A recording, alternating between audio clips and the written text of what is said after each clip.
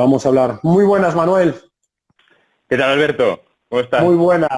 Bueno, estamos ya ahora perfecto. La verdad que hoy ha sido la conexión rápida y nada, 7 minutos, 7 de la tarde y vamos a dar inicio a ese Instagram Live, este café con Alberto Chan, hoy con Manuel Viso. Así que nada, Manuel, obviamente, un verdadero placer que El placer es mío. estés hoy aquí con nosotros en esta sección. Y como le estaba comentando a todos nuestros seguidores, que hoy yo creo que se van a unir dos materias clave, porque estamos en una crisis mundial, y que es una crisis mundial sanitaria y económica. Y justamente, y ahora para que te empiecen ya, bueno, los pocos que todavía no te pueden conocer, Manuel Viso, colaborador de mi libro de Emprender con Éxito, de Alberto Chan, testimonial de él, presentador también de ese libro, y lo más importante, habíamos dado una conferencia juntos, como te acordarás bien, en verano del 2017, titulada Hábitos. ¿Y te acuerdas que nos decían, pero aquí como un médico y un economista, un trader, van a hablar de qué van a hacer en una conferencia? El agua y el aceite no se mezclan. Correcto. Y decimos ahora, mira ahora cómo se mezclan, ¿eh? Madre mía, si se mezclan.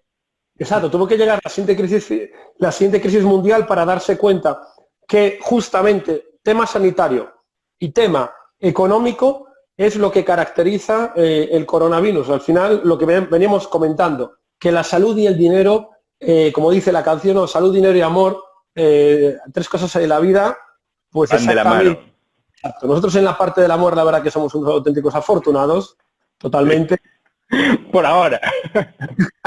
Y ahora queda la parte esta de economía y dinero con salud y de alguna manera pues sanidad. Vamos a estudiar todos estos temas. Bueno, Manuel Viso lo que comentaba, licenciado en Medicina por la Universidad de Santiago de Compostela, también gallegos. Recordad que estamos haciendo un especial gallego. Venimos en el primer café con Alberto Chan, donde estaba el humorista Miguel Lago, gallego, el segundo invitado, el abogado del Estado, don Mario Conde, también gallego, y hoy nos acompaña una eminencia en el mundo de la medicina, de la divulgación, también. No, yo me siento pequeñito, al lado de eso, de Mario y de Miguel me siento pequeñito. Bueno, en cada área la verdad que cada uno de vosotros tiene su currículum, la verdad, bastante potente.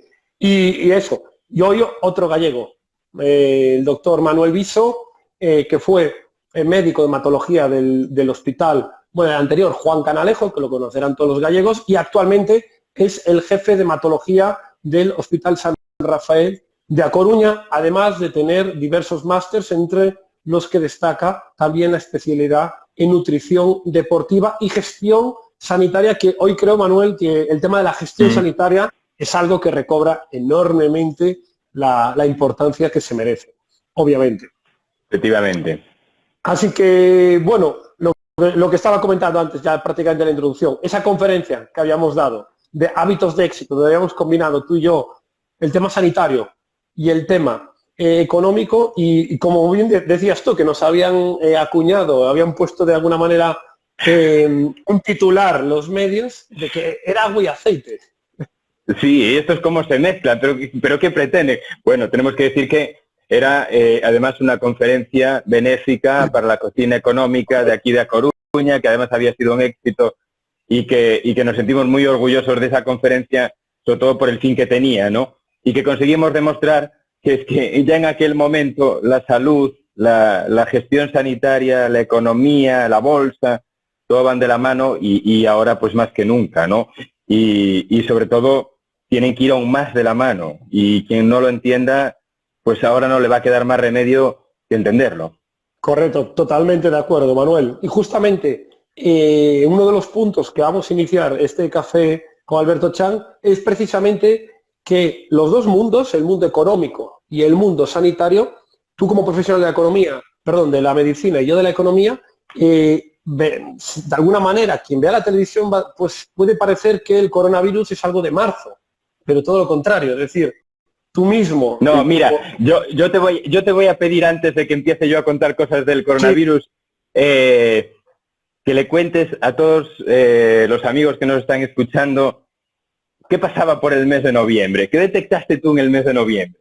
Efectivamente. Y luego sigo yo. Sí, perfecto. Como le destacara a Mario Conde, en el mes de noviembre yo venía esperando de alguna manera estos últimos meses del 2019 y los inicios del 2020 una caída en bolsa. ¿Vale? Como sabéis, pues me dedico a las inversiones, venía buscando una caída en bolsa y hay un factor clave que a nivel de cuando viene una caída potente, no estamos hablando de un 2-3%, es una caída de un 10-15%, hay un factor clave. Ese factor clave es que el oro, obviamente, como activo refugio, como todo el mundo conoce, empieza a subir. Es decir, que el dinero de las grandes fortunas en bolsa sale de la bolsa y empieza a subir el oro. No obstante, desde noviembre empezaba a subir el oro, desde niveles de 1.400, 1.500, 1.600, noviembre, diciembre, enero, febrero, pero a la vez la bolsa subía. Lo cual no tiene sentido, porque al fin y al cabo o es un lado o es otro. ¿Cuál fue la lógica? Que realmente las grandes fortunas estaban distribuyendo, es decir, ¿distribuir qué es?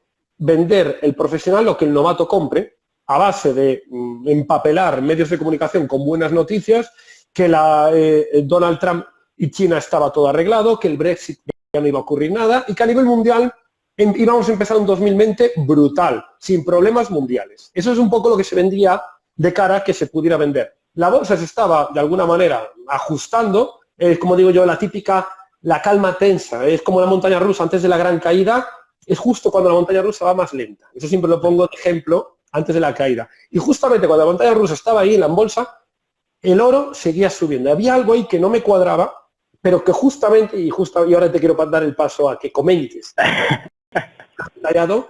los últimos 10 días de enero se produjo en la bolsa de Alemania, en la más importante de Europa, un 10% de caída porque estaba descontando que había los primeros contagios en Italia, en Europa, y que esto ya empezaba a alertar como que aquel virus, aquella falsa gripe, como le habían acuñado de Yuan en China, que quedaba muy alejada, lo teníamos en Europa, estaba entrando, y que, bueno, la bolsa estaba acelerando o dándole una importancia que por aquel momento los políticos no se la daban.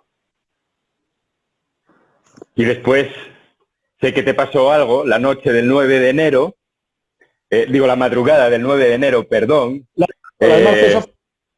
La brutal. En enero fuera la primera vez que hablara del coronavirus, destacando de que podía haber una paralización del turismo. El 9 de marzo fuera la brutal. Claro, pero tú me habías contado que el 9 de enero, de madrugada, sí, tú te levantas al baño, ves una caída en la bolsa y coincide con que por la mañana la OMS dice, señores, ya sabemos que hay un virus en Wuhan que desde hace unas 5 semanas se está llevando mucha gente por delante, no sabíamos lo que era, se está extendiendo y hoy, 9 de enero, sabemos que es el SARS-CoV-2. Señores, apriétense el cinturón, que vienen curvas y a partir de ahora a ver qué pasa. Yo me acuerdo que en ese momento, esa misma mañana, yo en el programa de radio que tengo, lo habíamos comentado un poco, ¿no? Había gente que nos decía, pero esto al final va a ser como el SARS del 2003, porque, bueno, es un virus similar, un coronavirus. Ya viste que me decía la gente, ya viste que en aquel momento pues no se extendió, tal, y digo, pero en aquel momento el régimen chino y la movilidad de la población china no es la del 2020. Salían poco y ahora salen mucho. Y encima no sabemos de cuándo venían del 5 o 6 de diciembre. Entonces, claro, sabemos lo que es un virus cuando no tiene control. En un mes ya un poco aventurábamos lo que se podía estar extendiendo este virus. Y más sin conocerlo, sin tener un tratamiento, sin saber ni siquiera qué era, porque ellos lo que se estaban encontrando era que los pacientes tenían un cuadro de neumonía atípico, luego comentaremos lo atípico que es este virus, y no sabían qué estaba ocurriendo, con lo cual no le puedes echar mano al virus, se está extendiendo, y evidentemente la población china y una población como Wuhan, con 11 millones de habitantes, te cabe esperar que cuando los has detectado, muchos ya estarían por Europa, y no solo eso, sino lo que está ocurriendo ahora, que muchos empresarios europeos están yendo a China a negociar, con lo cual ellos también nos estaban trayendo el virus para aquí, para Europa, ¿no? Totalmente. Justamente, yo en enero, un poco buscando qué factor podría ser el desencadenante de las caídas en bolsa, sí que es verdad que en el programa que tengo en YouTube de Educación Financiera con Alberto Chan, tercera semana de enero, lo había grabado en torno a mediados de enero, pero bueno, salió la tercera semana por ahí, y destacaba el coronavirus, que la expansión, sobre todo la clave que destacaba a nivel bursátil es que era desconocido, es decir, claro, y el desconocido genera incertidumbre. Incertidumbre es volatilidad en los mercados, volatilidad son caídas en los mercados, ante lo que no se conoce.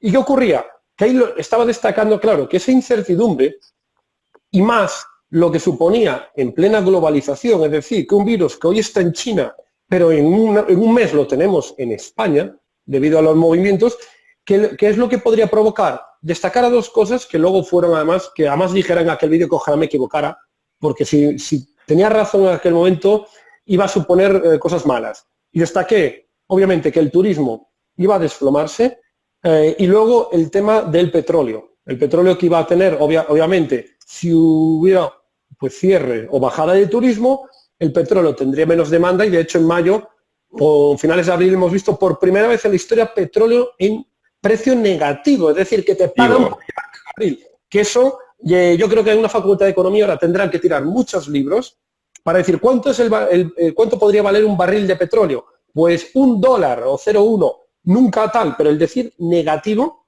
que fue algo anecdótico, yo creo que cambia. Estamos viviendo historia realmente en estos días. Y ya por aquella lo estaba comentando como que podría ser un pequeño susto en bolsa, pero que dependería mucho, ¿vale?, de la incertidumbre y el número de contagio. Porque en aquel momento en enero se estaba hablando que era algo de China solo, pero sí que es verdad que, además lo habías comentado tú, Manuel, el tema cuando la OMS decretó pandemia, que comentabas que era como una expansión internacional, y luego por marzo, ¿vale?, cuando ya se iniciaba un poquito más potente, sí que es verdad que justo el día después de la famosa manifestación del 8M, del Día de la Mujer, aquí en Madrid, además yo me acuerdo, estaba pasando con mi chica, había dado una vuelta por aquella tarde por Madrid, y estaba pasando justo por delante de la Bolsa de Madrid, me tocó ahí en el coche, y dije, bueno, a ver qué tal abre mañana en los mercados, alegando decir, bueno, no, mañana lo típico, uno arriba, uno abajo, lo de siempre.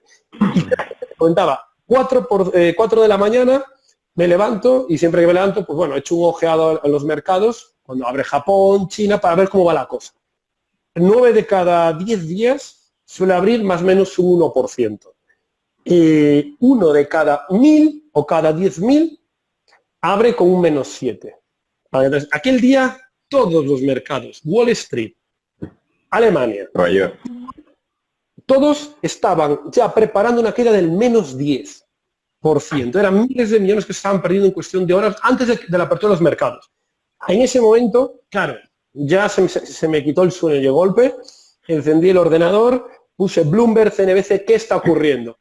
Y salía el dato demoledor de no sé cuántos cientos de fallecidos en Italia por el coronavirus. Entonces, claro, y eso es Italia, como digo yo, a hora y media de vuelo desde Madrid. Claro. Lo cual, lo que iba a ser Italia iba a ser España en cuestión de una semana o dos, o si no, en el peor de los casos ya estaba. Entonces, a partir de ahí creo que fue lo que arrancó el gran crack del 2020, que fue, tenemos que remontarnos al año 29 para ver movimientos en puntos tan potentes, de un 30%, que se perdió realmente un tercio de la riqueza mundial en 4 semanas, que se dice pronto. Qué barbaridad, ¿eh? Para que la gente se dé cuenta de lo que fue. Es decir, que en 4 semanas, lo que subió la bolsa desde el 2016 al 2020, en 4 años se perdió en 4 semanas. Toda la subida. Entonces, claro, obviamente la bolsa que estaba descontando. Y ahí hay que recordar que no se había decretado todavía estado de alarma. Es decir, los mercados... Señores, a nivel mundial, aquí hay algo muy grave.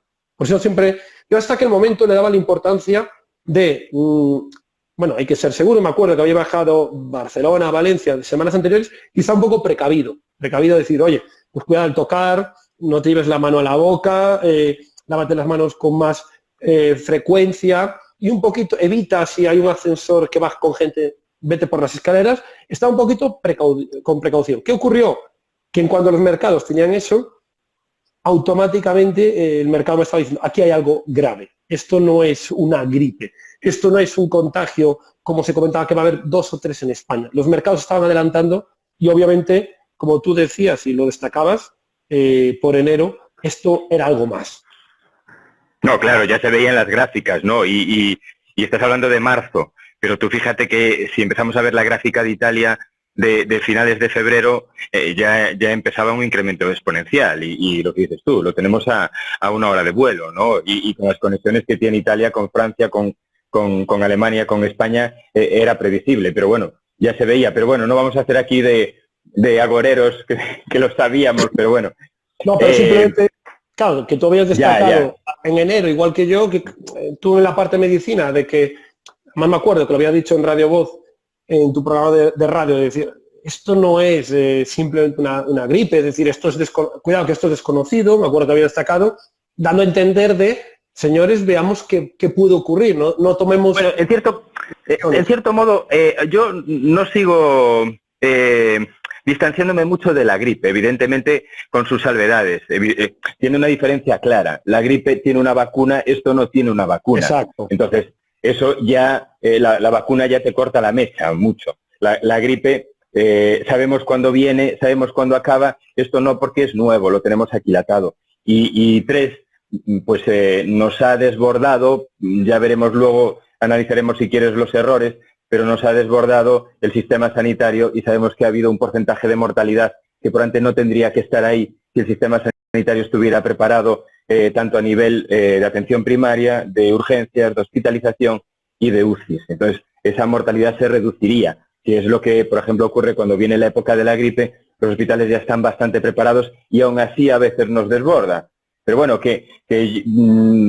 probablemente cuando estemos preparados con una vacuna, el hospital ya sabiendo cuándo va a venir la nueva oleada del coronavirus, las cosas no van a cambiar mucho de una gripe. Lo que pasa es que, bueno, pues vino un coche desenfrenado que no lo hemos visto, nadie lo ha querido ver y nos lo hemos comido, ¿no? Totalmente. Y precisamente por eso, no quiero que seamos ahora aquí unos agoreros de eso, y precisamente como tú experto en medicina y en economía, hoy vamos a dar aquí consejos.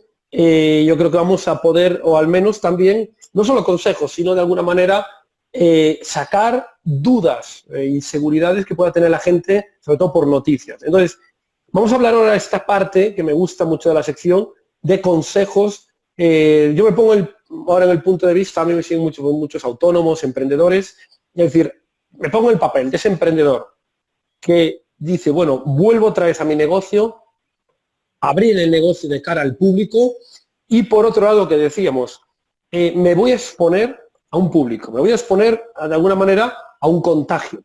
Pero por otro lado, claro, lo tengo que hacer porque si no lo hago, paro mi economía, porque esta es de alguna manera la balanza. Lo más cómodo, y de hecho es lo que yo creo que es la complicación de esta crisis, lo más sencillo hubiera sido decir, bueno, señores, 3 meses todo el mundo en casa. ¡Pum! Se acabó, ningún movimiento. Y se hace falta 4 meses. Y claro, el virus se termina, radical. Pero ¿qué ocurre? La economía se desploma y hay mucha gente que tiene un ahorro de un mes. Bueno, el virus se termina si tú cierras fronteras, porque si las abres vuelves a estar igual con el brote, con lo cual también estarías limitado, porque no habría comercio. Habría comercio interior, pero no habría comercio exterior, con lo cual estarías también limitado si tú te cierras mucho, ¿no? A ver, ¿qué medidas? Todo depende, si hablamos de este momento, las medidas sobre todo son muy básicas, que es el lavado de manos, la distancia de seguridad y en lugares cerrados la mascarilla. Estos son los conceptos básicos que tenemos que llevar.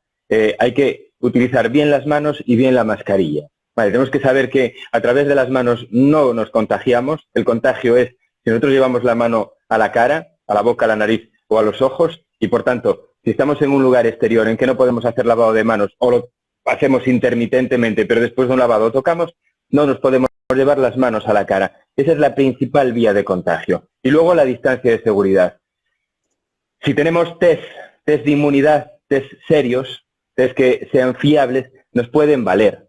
Sabemos que la inmunidad en España es baja, probablemente más baja de lo real, porque se han hecho test rápido que no tienen la sensibilidad ni la especificidad de los test de ELISA, de los test serológicos, y probablemente esté un poquito por encima. Pero es cierto que la población española va a estar poco inmunizada. Pero sería muy interesante que las empresas tuvieran esos test de certeza, porque muchos trabajadores los podías tener próximos si tengo 2 pacientes que estén inmunizados, ¿no? Es cierto que la inmunidad no sabemos lo que va a durar, no sabemos cuánto nos va a servir esa inmunidad, pero sí que, bueno, pues tendrás que hacer test repetidos, pues cada 2 meses, cada 3 meses, y ver que tus trabajadores estén inmunizados. A partir de ahí, yo creo que hay que relajarse un poco, en el sentido de que la economía apremia al trabajador, apremia a la empresa, y por tanto, tomadas esas medidas, no debe haber ningún riesgo de contagio. Evidentemente, también tomando las medidas de desinfección del lugar en el que estés trabajando, ¿no? Entrada, salida. Yo creo que tenemos ya que convivir con eso y empezar a mecanizarlo, ¿no? Porque nos da la sensación de que parece que solo existe el coronavirus o el SARS-CoV-2 en este momento y seguimos con una cantidad ingente de virus y bacterias en el ambiente, ¿no? Con todo claro, ello. solo una cosa más, el tema del guante, ¿no? Que ves que todo el mundo o gran parte de la población anda con el guante. El guante es un error, el guante no lo necesitamos, el guante es una falsa seguridad, porque vas tocando, ya sales de casa, tocas el pomo de la puerta de tu casa, el pasamanos que vive en un edificio, la puerta del portal, pasan por la farmacia, tocan la puerta de la farmacia, el mesado, el supermercado, la caja del supermercado. Bueno, van arrastrando gérmenes, ya no solo SARS-CoV-2, sino que van arrasando con todas las bacterias que se van encontrando. Entonces, al final, alguno te dice, bueno, nada, pero es que yo los lavo con el gel. Y digo, pero el gel es para las manos, el hidrogel o el gel hidroalcohólico es para las manos, para el guante no. Y el guante además se arruga. En esas arrugas, eso es como para nosotros 7 campos de fútbol, esas arrugas para el virus. El virus hay que pensar que es... Donde el río está ahí, todos los virus y todo eso. Claro. Esto es igual que me hacían hace unos días una pregunta, me decían, pero doctor, pero esto, a ver, vamos a ver. Las manos nos dicen que las lavemos con agua fría y jabón. Y la ropa a 60 grados. Pero ¿eso cómo es? Digo, bueno, porque la ropa tiene un espesor. Y ese espesor para el virus es una distancia como para nosotros, quizá pues 500 metros o 1 kilómetro. Es mucha distancia. Entonces, lo que hace el agua caliente es que los detergentes penetren por la fórmula tensioactiva, penetren en la ropa y sean más efectivos. Porque si no, el agua no da penetrado, no penetra suficientemente y no arrastra el virus. Quiero decir que cuidado con los guantes porque es un cúmulo de gérmenes, igual que muchas veces los anillos, los relojes si estamos en lugares donde podamos tener contacto, las pulseras, porque eso no nos deja lavarnos, ¿no? Igual que muchas veces la ropa, en este momento hay mucha población que va con abrigos, con jerseys flojos, esas mangas van arrastrando todo lo que van encontrando, pues si paras en la terraza y tomas algo, que si en la caja del supermercado. Tenemos que tener cuidado con eso y cambiar los hábitos porque va a ser la única forma de poder evitar la infección. O que hagamos una infección a dosis bajas, hagamos una carga viral baja, de forma que poco a poco nos vayamos inmunizando sin contraer la infección. Claro, que es una especie de vacuna que ya veremos luego en ese aspecto, está claro. O sea que de alguna manera, así como resumen, las medidas sanitarias que estamos utilizando día a día, lo que dices, lavado de manos, usar la mascarilla para no poder coger el virus, nariz, boca, eso se puede aplicar, obviamente, para cualquier autónomo, es decir, no tiene que tomar unas medidas excesivas por el hecho de estar trabajando, porque como bien dices, el contagio al final es boca, nariz, ojos, de alguna manera. Yo creo que los ojos serían menos, ¿no? Sobre todo la boca y la nariz es más potente. Sí, pero el ojo también es una vía de contagio, Quiero decir, por eso a veces depende un poco de la distancia, si no se consigue mantener la distancia de seguridad, y sobre todo en lugares cerrados sí es aconsejable, como dices, por un lado la mascarilla, pero el buen uso de la mascarilla, es decir, yo una vez que pongo la mascarilla, suficiente la mascarilla quirúrgica, no necesitamos ninguna más, porque lo que buscamos es no solo no contagiarnos, no contagiar a los demás. Entonces, si todos lo traemos, no vamos a distribuir el virus porque queda ahí, y fijarla bien y ya nos queda ahí, no podemos estar tocándola. Yo veo en la consulta que me llegan pacientes que para hablar se paran la mascarilla, la están tocando, ya se han tocado la ropa, vuelven a tocar la mascarilla, la suben, la bajan. A veces ves incluso entrevistas en televisión, de pronto que se saca la mascarilla, la pone aquí debajo, toca los cuellos de las camisas. Eso no puede ser. Hay una famosa foto del mayor gobernante de España a nivel político, bajándosela y luego volviéndosela a subir, metiendo el dedo por dentro, donde está la boca, sacándola. Un grave error, obviamente, porque claro, tenemos que entender que eso es lo único que nos protege las vías respiratorias. Claro, es la clave. Claro, porque si la mano la tienes contaminada de haber tocado, estás contaminando la mascarilla. Y si la mascarilla está contaminada, estás contaminando tu mano, que luego vas a llevar a la cabeza, vas a llevar al pelo, y pues ya tienes ahí la espada de Damocles que te está apuntando, ¿no? Luego tampoco es desaconsejable muchas veces las pantallas. Pero las pantallas como complemento precisamente para evitar el contagio de los ojos. Lo que sí no valen son... Claro, lo que estoy viendo es muchos profesionales solo con la pantalla. La pantalla sola no vale, porque la pantalla tiene mucho hueco. Toda esta zona por aquí es muy hueca. Es más, hay algún tipo de pantalla que son bastante verticales, pero algunas abren hacia afuera, con lo cual todo esto por aquí es hueco. Es decir, estás en contacto con el virus en cada momento si está en el ambiente. Entonces, la pantalla es un complemento de la mascarilla para proteger los ojos. Perfecto. Hay una pregunta que nos estaban ahora comentando, muy interesante, que es lo de carga viral, que lo habíamos hablado, pero era por si nos lo podías explicar, porque la gente entiende decir, bueno, es que si hay una carga viral alta, puede haber síntomas. Si es una carga viral baja, puede ser que el paciente o el que recibe el coronavirus ni se entere. ¿Qué es la carga viral realmente? Claro, la carga viral, es decir, para desarrollar una infección, tú necesitas una cantidad de microorganismos, es decir, sea una infección de orina, sea una neumonía o en este caso la COVID-19. Se estima que lo que se ha encontrado en los estudios es que siempre es necesario al menos 10 elevado a 4, 10 elevado a 5 microorganismos coronavirus en nasofaringe para generar infección. Si tenemos 100 o 200, no vamos a generar esa infección. Entonces necesitamos una cantidad determinada. Luego, la carga viral, según sea, va, por lo que sabemos ahora, es el principal determinante de la evolución de la enfermedad. Lo que se ha visto es que los pacientes o los casos que son leves, es decir, casos que no precisan ingreso hospitalario, que tienen sintomatología, no estoy hablando de portadores asintomáticos, estoy hablando de pacientes ya asintomáticos, pues gente que ha tenido fiebre, tos, alteraciones del olfato, alteraciones del gusto, diarrea, cansancio, es decir, las manifestaciones, hay más de 10, 12 síntomas posibles que puede dar, ¿no? Entonces, la carga viral es la que va a determinar la evolución de la enfermedad. Se sabe que pacientes leves que no precisan ingreso hospitalario están entre 10 elevado a 4, 10 elevado a 5 y 10 elevado a 8. Es lo que se ha encontrado en muestras de nasofaringia. Ya los pacientes que precisan ingreso hospitalario porque desarrollan una neumonía, esa carga viral se multiplica por 60 veces, incluso en algunos pacientes, ¿no? Unas cantidades, claro. Y luego para ahí... No, te comentaba que ahí destacabas tú el problema que ya no es solo carga viral, es que esa carga viral puede provocar que el sistema de los glóbulos blancos te ataque. Claro, el sistema inmune sea propio enemigo. Claro, la enfermedad tiene como dos fases. Una vez que ingresas al paciente, tiene como dos fases. Una que es la fase vírica, que dura hasta el 8º, 9º día, donde el paciente tiene una clínica, pues lo que decíamos, respiratoria generalmente, o alteraciones del olfato, fiebre, etcétera. Y a partir del 9º, 10º día, si el sistema inmunológico no puede con esa carga viral porque es muy alta, lo que ocurre es que todo el sistema inmunológico de alguna manera pierde el control.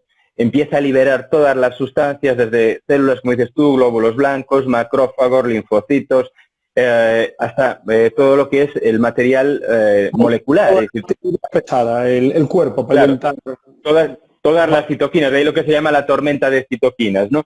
Entonces, toda esa cantidad, todo ese arsenal disparando contra el coronavirus, lo que hace es disparar contra nosotros mismos, y sobre todo contra el pulmón.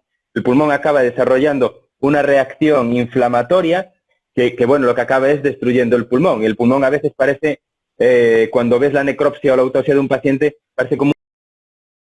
Por tanto, es un pulmón no funcionante. Lo curioso de aquí, fíjate, es la información que teníamos, nosotros que estamos acostumbrados a cuando tratas a un paciente o ahondas en alguna enfermedad, pues basarte en estudios muy amplios, estudios de 30, 40, 50.000 pacientes.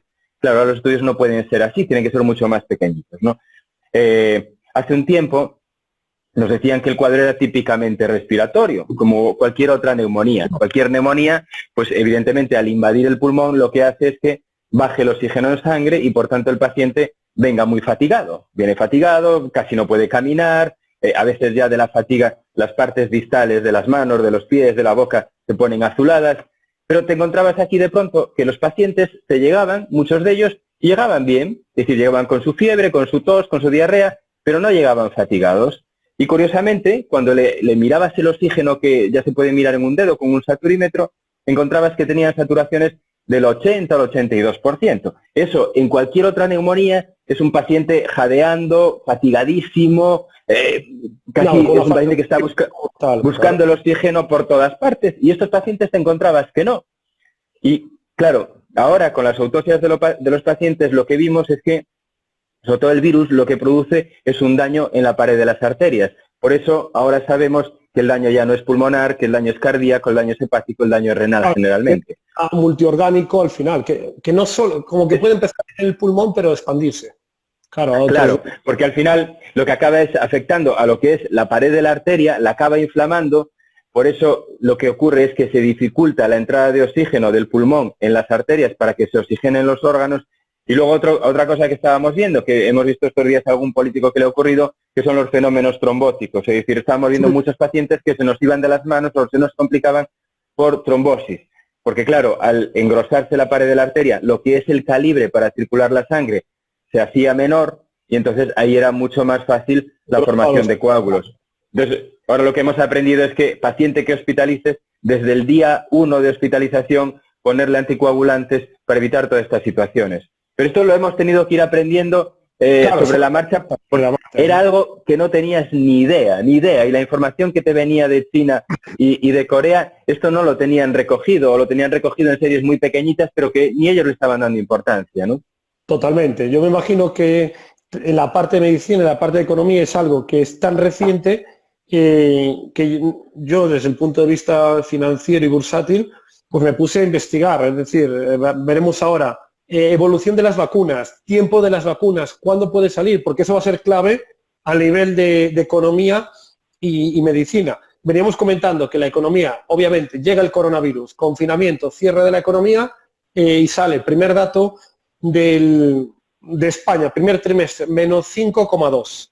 Cuando estamos hablando de PIBs, en el año 2008 de menos 4. Y ya era la crisis que era.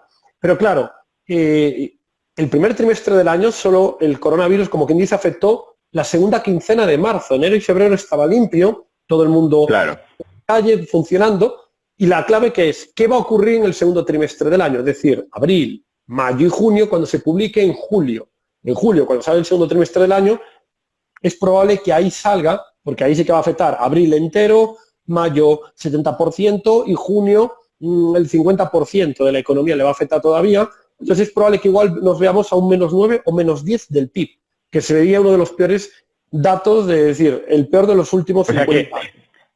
Entonces, las previsiones de paro, ¿cuáles son? Porque yo recuerdo que el otro día me decías que por debajo de un 1,8 de PIB empieza los problemas de paro, empieza a generarse paro. Con un 9%, ¿qué nos queda esperar? Exacto, ahí es la clave. Es decir, el sistema productivo español, la clave que tiene a diferencia de otros, es que cuando España no crece en torno al 1,8, 1,6% del Producto Interior Bruto, el crecimiento no es suficiente para crear empleo. Entonces empieza a destruir empleo. ¿Qué ocurre? Es decir, si estamos creciendo a un ritmo de un 2, 2,5, 3, obviamente la tasa de paro va bajando, ¿vale? Y la economía va creciendo. Pero esta economía, que veníamos de un 2, de un 1,8, y este año estábamos esperando que saliera el 1,6, ya digo, ceteris paribus, es decir, que sin que nada hubiera ocurrido de cambiante, no estaba previsto el coronavirus. Entonces ahora, cuando se da un menos 5 y se espera el menos 9 del PIB, que aquí estamos hablando de la peor desaceleración económica del último de medio siglo, es decir, estamos hablando que para tener un síntoma similar tenemos que irnos a la depresión de los años 30, es decir, de hace un siglo, que como digo yo, nuestros abuelos deben de recordar algo así similar. El tema fundamental es que eso va a provocar un disparo del paro muy potente.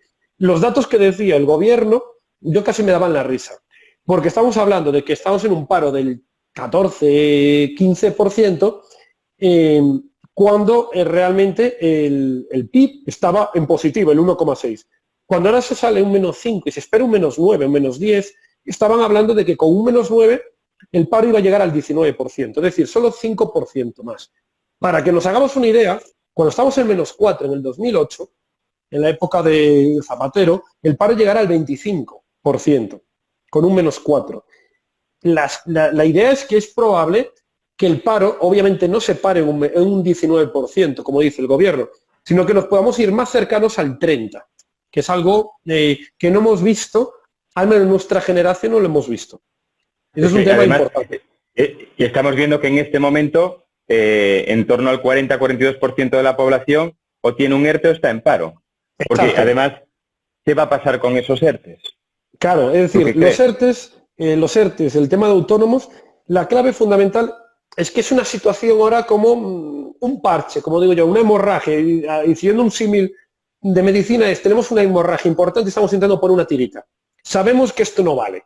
Es decir, de cara afuera parece que estamos curando. Pero decir, no, esto es más grave de lo que es. Esto no es un tema de en julio abre el confinamiento, todo el mundo vuelve a trabajar y aquí no pasó nada. Mentira.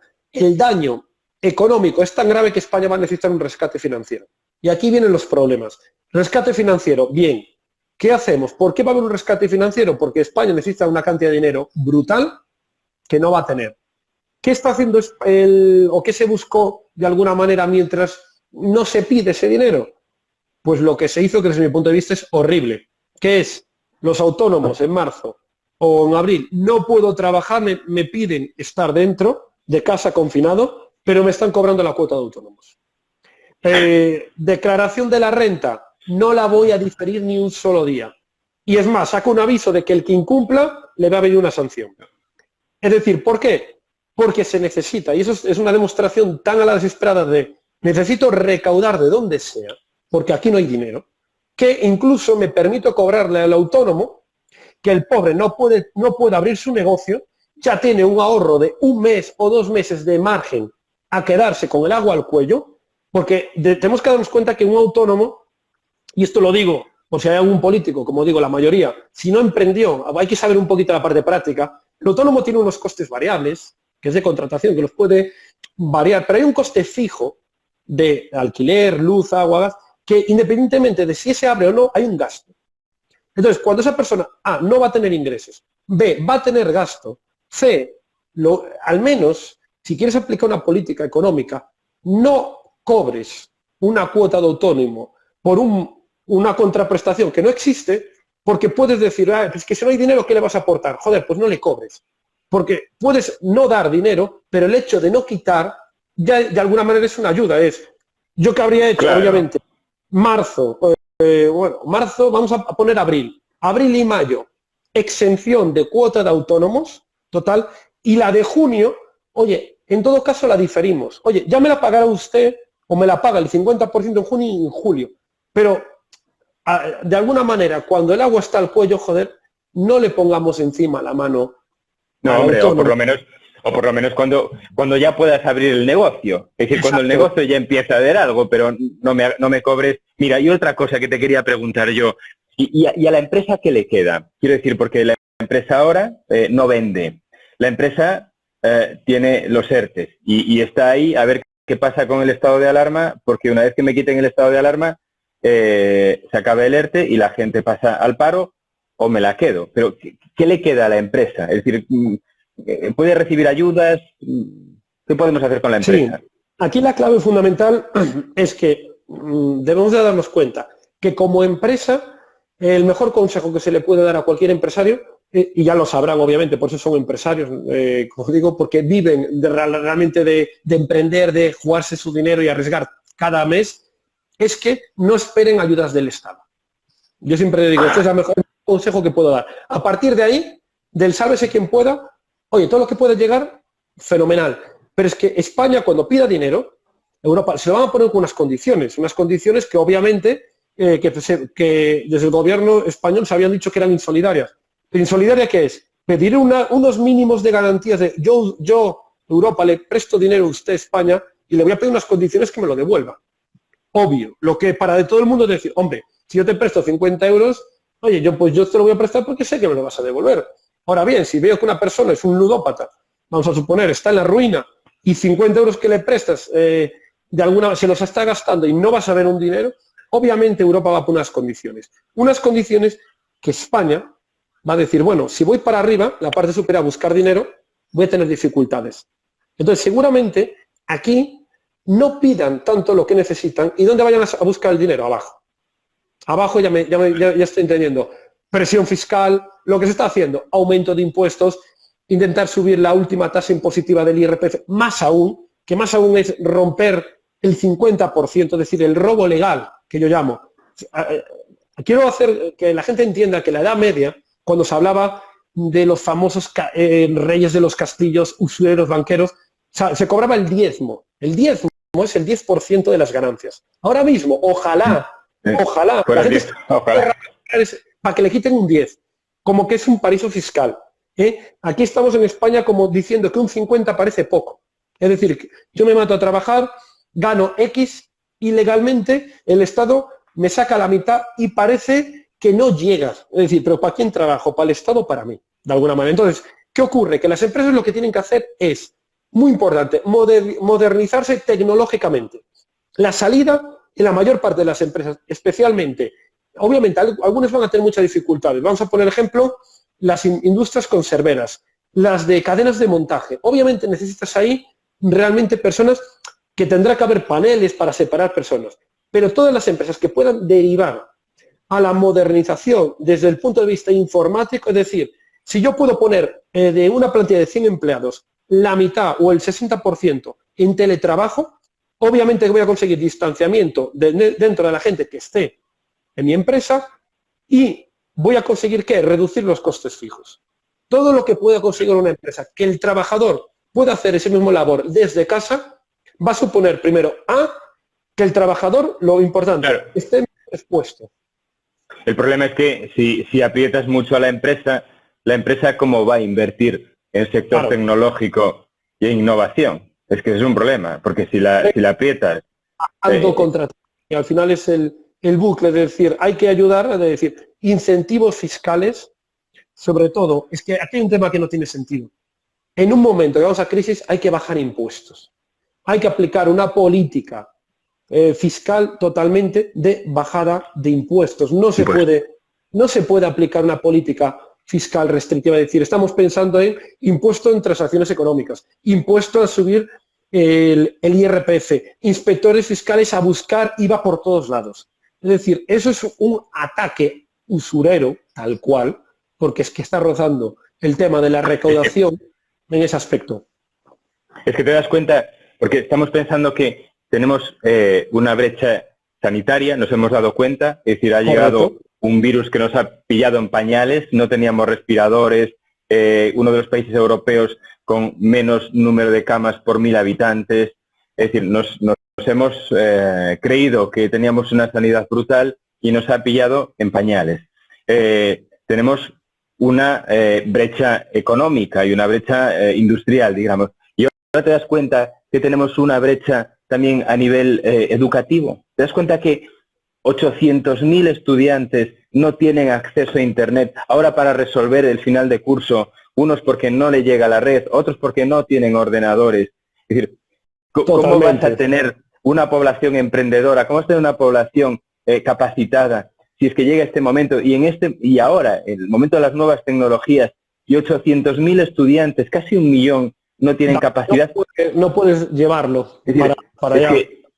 Es que es lamentable, ¿no? Es decir, las condiciones en las que nos hemos encontrado. Déjame solo recordar una cosa, porque me olvidé antes respecto a la empresa y los test inmunológicos, porque sí es importante eso. Digo, porque algunas empresas lo que están haciendo son los test rápidos. Los test rápidos tienen una sensibilidad y una especificidad baja.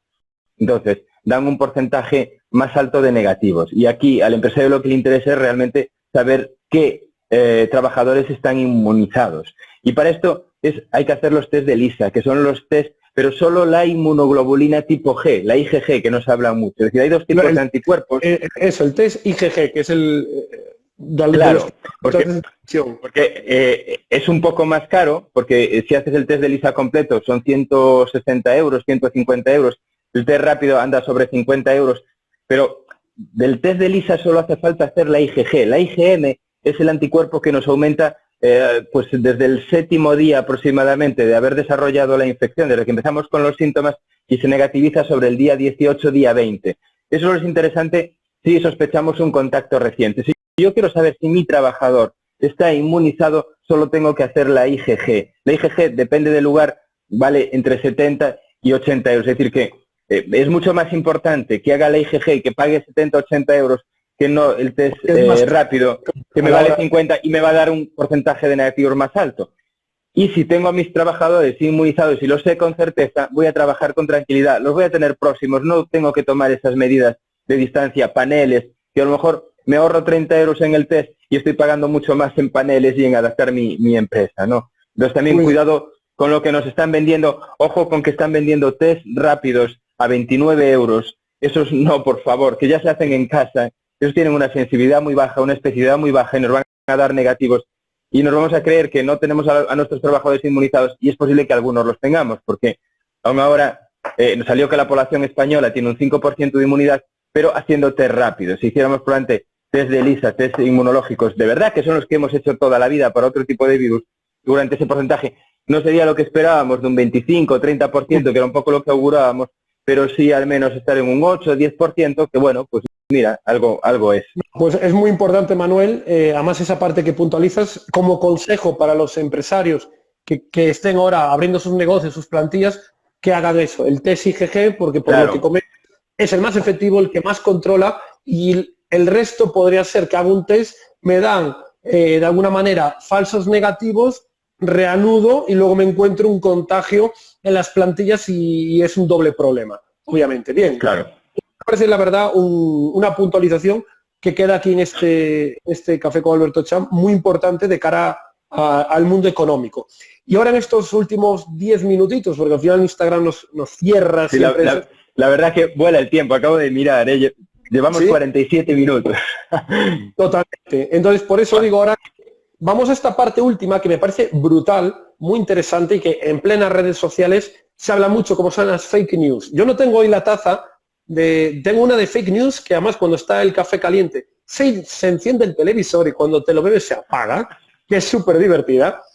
Lo tendré en unos próximos eventos, pero las fake news, voy a preguntar obviamente si debemos de beber lejía, como se vio en Estados Unidos, que madre del amor hermoso, que entró gente, como sabrás, con el estómago, con heridas, con úlceras, por haber bebido lejía, porque habían leído... Y ha muerto gente. Exacto. Y ha muerto gente, ¿eh? No, la lejía es un buen desinfectante para casa.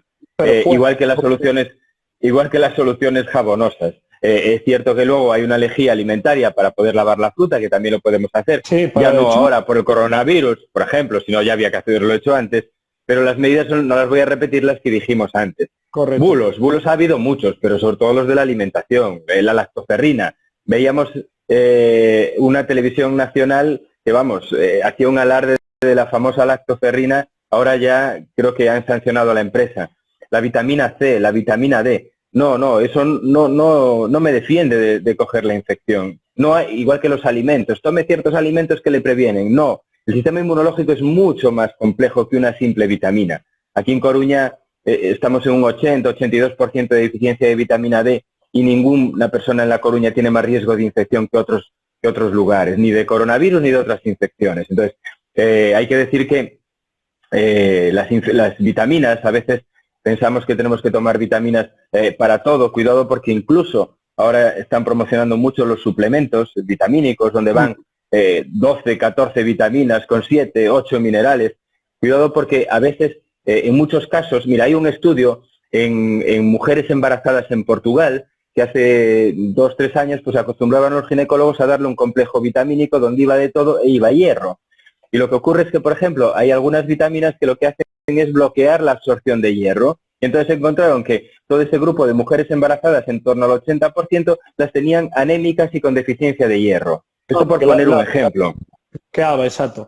Yo hay aquí ahora, para estos últimos minutos, unas dudas que me gustaría que resolvieras en plan de una manera breve. Es decir, una alimentación sana, y como por ejemplo, oye, pues tomo verduras, fruta, carne, pescado, es decir, una alimentación sana mejora nuestro sistema inmunitario, es decir, ¿puede un cuerpo entonces ser más defensivo contra el coronavirus?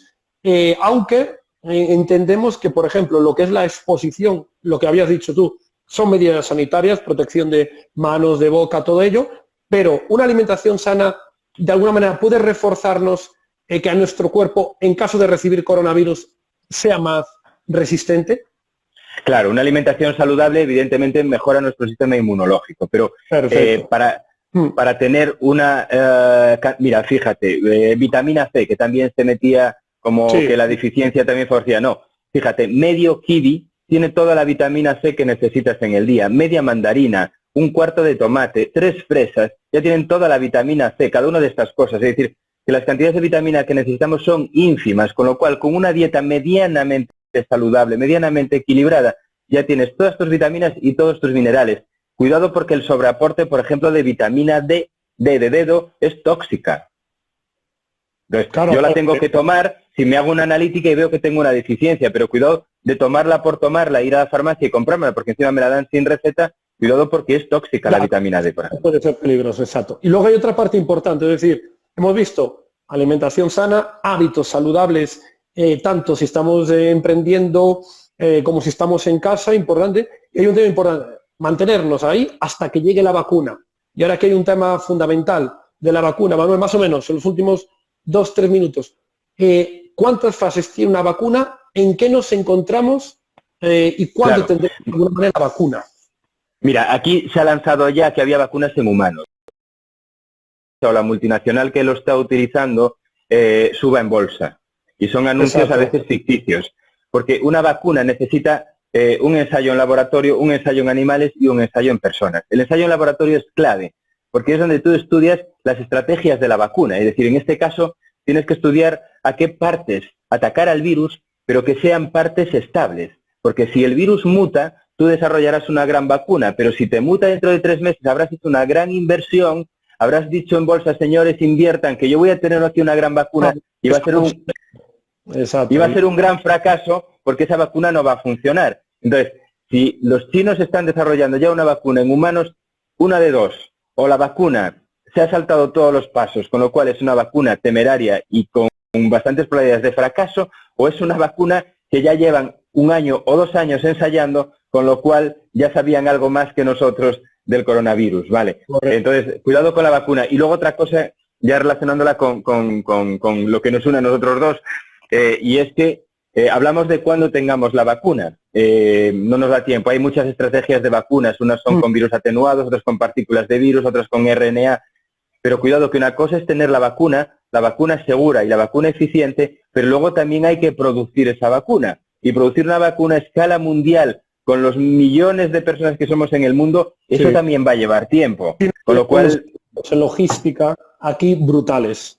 Yo lo veo, en lo que te comenté, antes hablando, antes previo a la entrevista, la carrera por alcanzar la luna de la URSS, Estados Unidos, el cosmonauta, el astronauta, que a lo mejor, cuidado, que por el hecho de decir fui el primero, nos saltamos pasos, lo que dices tú, de las fases de una vacuna saludable, correcta y que sea segura, y que muchas veces el hecho de que aunque salga la vacuna, luego hay que distribuirla y eso va a llevar un tiempo, que no es obviamente como nos venden en los medios, de que ya tenemos un fármaco y va a estar a la semana en las farmacias. No, claro, y luego tiene que ser eficaz, es decir, porque incluso en el ensayo en humanos, aparte de eficaz, tiene que ser segura, como bien dices, porque no puedes hacer una vacuna que luego te cargues a la población. Y a veces te la puedes cargar de una forma aguda, pero nosotros, por ejemplo, sabemos de fármacos y algunas vacunas que se han ensayado para otras situaciones que, por ejemplo, producían daño miocárdico, es decir, producían una fibrosis en el corazón, y eso solo lo ves a meses vista. Entonces, esos pasos hay que recorrerlos. Por eso, quien nos dice que una vacuna ahora en septiembre o en octubre es imposible. Solo caben 2 posibilidades. Una, que sea una vacuna ya conocida, por ejemplo, se está ensayando con la tuberculosis, con la vacuna de la tuberculosis. Entonces, si partimos de una vacuna ya conocida, sí, porque ya tenemos estudios de eficacia y seguridad Que había esa posibilidad, o lo que te decía antes, si sale una vacuna en septiembre o en octubre, es que aquí ya había gente que sabía mucho, y sabía mucho desde hace años. Entonces, ya estuvieron preparando la vacuna para el SARS-CoV-2, porque sabían que venía. Entonces, ya no solo lo sabían las grandes fortunas que compraban oro en el mes de noviembre, como dices tú, sino que ya alguno lo sabía, pues, en el 2017-2018. Este tema, Manuel, y seguramente lo tocará un segundo Café con Alberto Chan de Manuel Viso. Vamos, encantado. Tendremos que ver, obviamente, cómo es la época post, después del confinamiento y el tema de cómo está evolucionando la vacuna. Nos hemos quedado muy claro de que si tenemos vacuna este año, lo que decías tú, es porque previamente al coronavirus ya se sabía y se estaba desarrollando, y en el caso contrario de que esto fuera tal como se dice nuevo, nos da a entender que hasta el 2021 no tendremos vacuna. Finales del 21, ¿eh? Finales del 21. Y luego lo que decíamos, y luego la producción. Oye, quiero hacerte una pregunta antes de acabar. Yo creo que llevamos 56 minutos.